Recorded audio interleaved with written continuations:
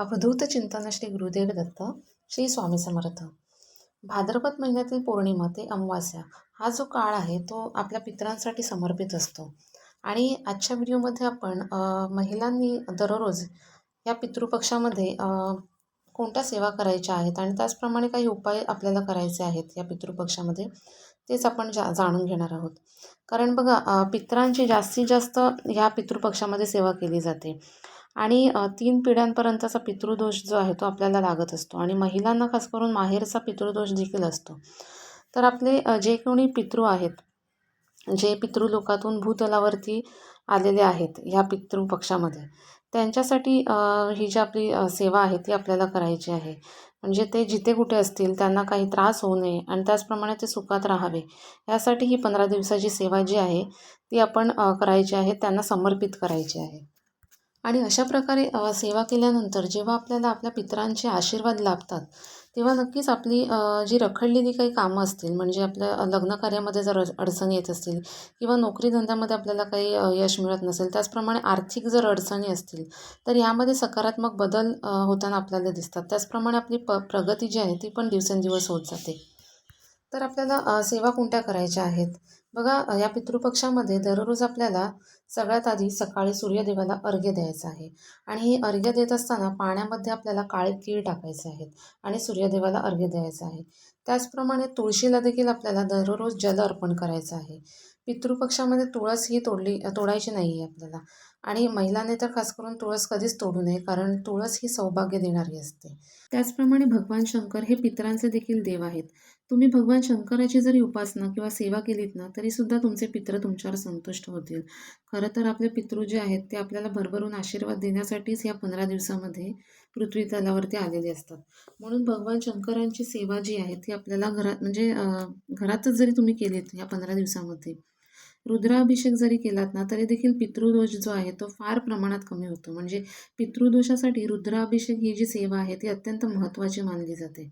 रुद्राभिषेक जर तुम्हाला जमणार नसेल तर थोडं थोडं जल जे आहे ते तुम्ही शिवपिंडीवरती, म्हणजे घरातल्या शिवपिंडीवरती थोडं थोडं जल अर्पण करून ओम नमः शिवाय ह्या मंत्राचा अगदी 11 वेळा किंवा 21 वेळा किंवा तुम्हाला जेवढा जमेल तेवढ्या वेळा तुम्हाला भगवान शंकराची ही सेवा करायची आहे आणि त्यांना प्रार्थना करायची आहे की आपले जे हे पितर आहेत त्यांना सद्बुद्धी द्या आणि ते जिथे असतील तिथे त्यांना सुखात जे आहे ते ठेवा. ह्या ज्या सेवा आपल्याला करायच्या आहेत त्या आपल्याला स्वतःला काही मागण्यासाठी नाहीत, तर आपले जे हे पितर आहेत, ह्या 15 दिवसामध्ये आपण जे काही दानधर्म करतो किंवा सेवा करतो ना, हे त्यांच्यासाठी करत असतो. कारण आपले पित्र जर तृप्त झाले तर आपल्याला कधीही कोणत्या कामामध्ये अडचणी येत नाहीत, हे लक्षात ठेवा. आता यानंतर आपल्याला आपल्या पितरांसाठी या 15 दिवसामध्ये अगदी रोज नैवेद्य जो आहे तो ठेवायचा आहे. म्हणजे सूर्य डोक्यावरती येतो तो वेळ, म्हणजे 11:30 ते साधारण 2-2:30 वाजेपर्यंतचा जो वेळ असतो ना, त्या वेळेमध्ये आपल्याला नैवेद्य जो आहे तो ठेवायचा आहे. दररोज आपल्याला थोडासा भात, त्या भातामध्ये आपल्याला मीठ टाकायचं नाही आहे आणि त्यावर थोडंसं दही, म्हणजे चमच्याभर दही आपल्याला जे आहे ते त्या भातावरती घालायचं आहे. आणि हा जो दही भात आहे तो आपल्याला पितरांसाठी आपल्याला ठेवायचा आहे. तुम्ही तुमच्या गॅलरीमध्ये ठेवू शकता किंवा मग टेरेसवरती वगैरे ठेवू शकता. आता कावळ्याने जर खाल्ला नाही तर दुसरा कोणता पक्षी येऊन खाऊन जाईल, काय हरकत नाही, पण तुम्ही हा जो दहीभात आहे तो अगदी रोज न चुकता आपल्याला ठेवायचा आहे आपल्या पितरांसाठी. त्याचप्रमाणे ज्या दिवशी तुमच्या पितरांची तिथी असेल त्या तिथीच्या दिवशी तुमच्या घरी एकतरी व्यक्ती जी आहे ती तुमच्या घरातून जेवून गेली पाहिजे आणि त्यांच्या स्मरणार्थ, म्हणजे ज्यांच्यासाठी तुम्ही हे जे विधी करणार आहात त्यांच्या स्मरणार्थ तुम्हाला एखादी गरजू जर व्यक्ती असेल तर त्या व्यक्तीला तुम्हाला काहीतरी दानधर्म करायचा आहे. आणि हे दानधर्म करत असताना ना, तुम्हाला जितकं शक्य होईल तितकं दानधर्म तुम्ही करू शकता. आणि ह्यापैकी तुम्हाला जर काहीच जमणार नसेल, अगदी काहीच जमणार नसेल, तर किमान दक्षिण दिशेला तोंड करून त्यांना नमस्कार तरी करा. कारण कसं होतं की आपल्याकडून काहीच सेवा किंवा काही या ज्या विधी आहेत त्या पण होत नाहीत आणि मग त्याचा त्रास आपल्याला होत राहतो. कधी कधी तर असं होतं की आपल्या तोंडून अपशब्द देखील निघतात की आमच्यासाठी काय केलेलं आहे. पण खरंच असं करू नका. मृत व्यक्तीसाठी कधीही अपशब्द काढू नका. जे गेले ते गेले, पण त्यांच्यासाठी अपशब्द जे आहेत ते काढू नका. कारण बघा कसं आहे की ह्या 15 दिवसामध्ये, म्हणजे पितृपक्षामध्ये ना, आपल्या आजूबाजूलाच असतात, ते आपल्या अगदी दरवाजातच बसलेले असतात असं म्हटलं जातं. त्यामुळे ह्या 15 दिवसामध्ये आपण त्यांचं जितकं करू ना की आपल्याला त्यांचे आशीर्वाद जे आहेत ते मिळतील आणि ते तुम्हाला अगदी कुठल्या कुठे नेऊन ठेवतील. कारण बघा पितृदोष जो आहे ना तो खरंच खूप वाईट असतो आणि आपण त्यांचं काही करतच नाही ना या पितृपक्षामध्ये, त्यामुळे आपल्याला जो हा त्रास आहे ना तो होत असतो. आता या पुढचं म्हणजे ह्या पितृपक्षामध्ये आपल्याला पिंपळ वृक्षाला जे आहे पाणी घालायचं आहे. दररोज म्हणजे 15 दिवस आपल्याला पिंपळ वृक्षाला पाणी घालून आपल्याला एक दिवा लावायचा आहे. दक्षिण दिशेला तोंड करून आपल्याला पिंपळ वृक्षाखाली दिवा लावायचा आहे. आणि जर तुम्हाला जमणार नसेल म्हणजे जर बाहेर जाणं जमणार नसेल तर ह्या पितृपक्षामध्ये तुमचा जो मुख्य दरवाजा आहे त्याच्या बाहेर देखील आपण दिवा लावलात तरी चालेल. म्हणजे मगाशी मी सांगितल्याप्रमाणे की पित्र जे आहेत ते आपल्या दरवाजाच्या बाहेरच असतात. त्यामुळे संध्याकाळच्या वेळेला दिवाबत्ती झाल्यानंतर एक दिवा जो आहे तो आपल्याला दक्षिण दिशेला तोंड करून लावायचा आहे. तुम्ही म्हणजे हा जो दिवा आहे तो पंथी पंथी असेल तुमच्याकडे तर पंथी घ्या किंवा मग कणकेचं जर जमत असेल रोज करायला तर अतिउत्तम. कणकेचा दिवा आणि त्यामध्ये थोडंसं तिळाचं तेल टाकायचं आहे. तिळाचं जर तेल नसेल तर तुमच्याकडे जे कोणतं तेल असेल त्या तेलामध्ये तुम्हाला थोडे तीळ टाकायचे आहेत आणि हा जो दिवा आहे तो दक्षिण दिशेला आपल्याला लावायचा आहे.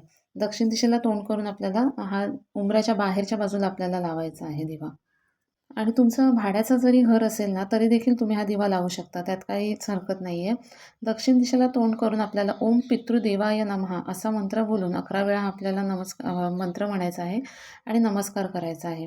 आणि तुम्हाला देखील घराच्या बाहेर म्हणजे घराच्या बाहेरच्या बाजूला जाऊन हा मंत्र बोलायचा आहे. नाहीतर तुम्ही घराच्या आतमध्ये आणि दिवा बाहेर तुम्ही लावताय असं नाही. आपल्याला घराच्या बाहेर जाऊन हा दिवा आपल्याला ठेवायचा आहे. दिवा ठेवायचा कसा तर बघा जेव्हा घराच्या बाहेर आपण जाणार घराच्या बाहेरच्या बाजूला जाताना डावी बाजू आणि घरात येताना उजवी बाजू अशा प्रकारे आपल्याला दिवा ठेवायचा. म्हणजे बाहेर जातानाची जी डावी बाजू आहे आणि घरात येताना आपला उजवी बाजू त्या साईडला आपल्याला तुम्हाला कळलं असेल त्या बाजूला आपल्याला हा दिवा जो आहे तो ठेवायचा आहे आणि हा मंत्र आपल्याला बोलायचा आहे.